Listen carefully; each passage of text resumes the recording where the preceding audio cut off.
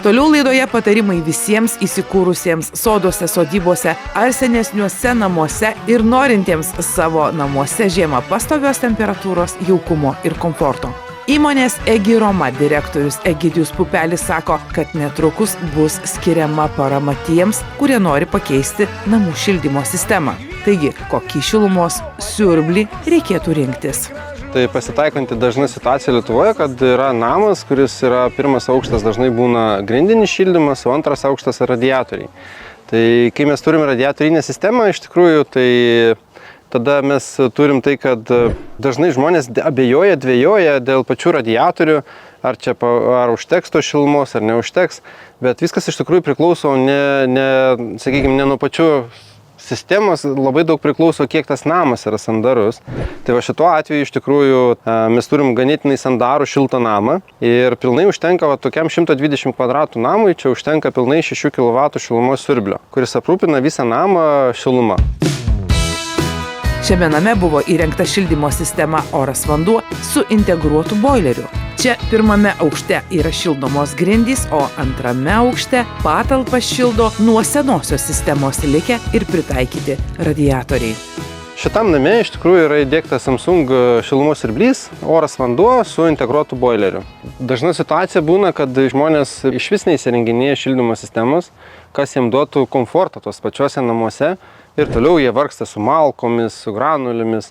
Iš tikrųjų, tai reikėtų, norint įsitikinti, ar viskas tinka, tai reiktų iš tikrųjų kreiptis į įmonę, kuri turi žinias, kaip tai galima įdiegti namuose. Į ekspertus kreiptis. Jo, tai iš tikrųjų reiktų kreiptis į ekspertus, kurie turi patirtį, kurie turi patikimas žinias, dirba su patikimais gamintojais, kad tiesiog jiem padėtų išsirinkti tinkamą šildymo sistemą. Įvairius šildymo būdus savo 120 kvadratų name naudojo panevėžietis Igoris, kol galiausiai pasirinko šilumos siurblį oras vanduo. Nusipirkom kietaus katilą, malkos, dulkės, pelenai, darbas. Atėjo laikas granuliniui. Pasistačiau granulinį. Aišku, vėl gerai tenais jau mažiau darbo. Sakykime, mėnesį vieną kartą išvalai pečių ir viskas. Nu ir atėjo turbūt laikas dar geresniam projektui. Tai va, susiradau tą įmonę Egiroma.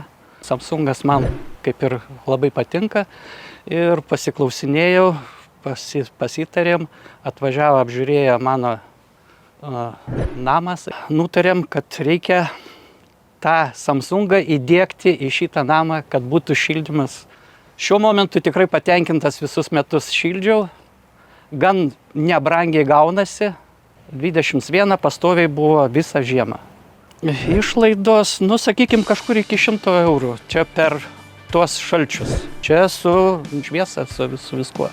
Tai yra tikrai ekonomiškas šildymas.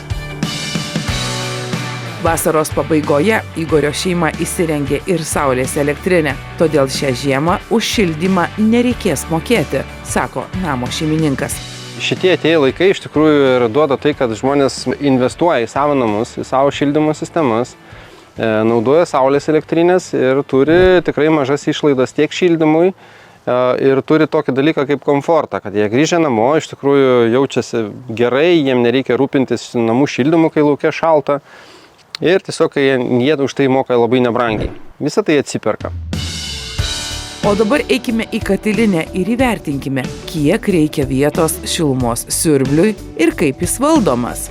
Turim sumontuotą šilumos siurblį su integruotu boileriu. Dažnas klausimas būna iš tikrųjų, kas geriau, ar toks, ar anoks, ar su integruotu boileriu, ar su atskiru boileriu, kaip čia padaryti, ar ne? Tai šituo atveju mes turim su integruotu boileriu šilumos siurblį. Įsivaizduoti žmonėm, kiek tai užima vietos. Reikia suprasti, kad įsivaizduokit, katilinėje pas jums reikia pastatyti šaldytuvą.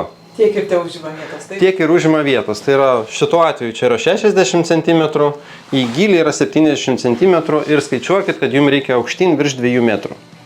Kad mes galėtumėm pastatyti visą šildymo sistemą. Taigi, o dabar apie tai, kaip valdomas šilumos siurblys. Klausėme mūsų laidos eksperto iš įmonės Egiroma Egidijaus Pupelio. Jis yra ganėtinai paprastas, jeigu turi televizoriaus pultelį, jis yra sudėtingesnis negu šitas įrenginys. Žmonės būna, kad bijo tiesiog įsirenginėti kažkokį įrenginį, nes bus sudėtinga jį valdyti.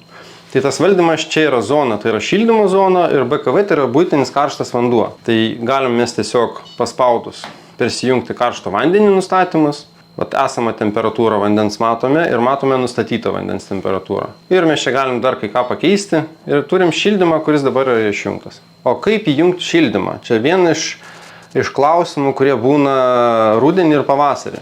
Tai tas kaip įjungti šildymą, reikia paspausti mygtuką įjungti ir išjungti. Tai čia yra pagrindiniai tokie dalykai, kurios skambina ir klausia, o kaip išjungti ir įjungti šildymą. Tiesiog paspausti. Taigi pasidomėkime parama savo namo šildymo sistemos atnaujinimui ir pasirinkime tinkamus sprendimus, pataria įmonės Egiroma direktorius Egidijus Pupelis.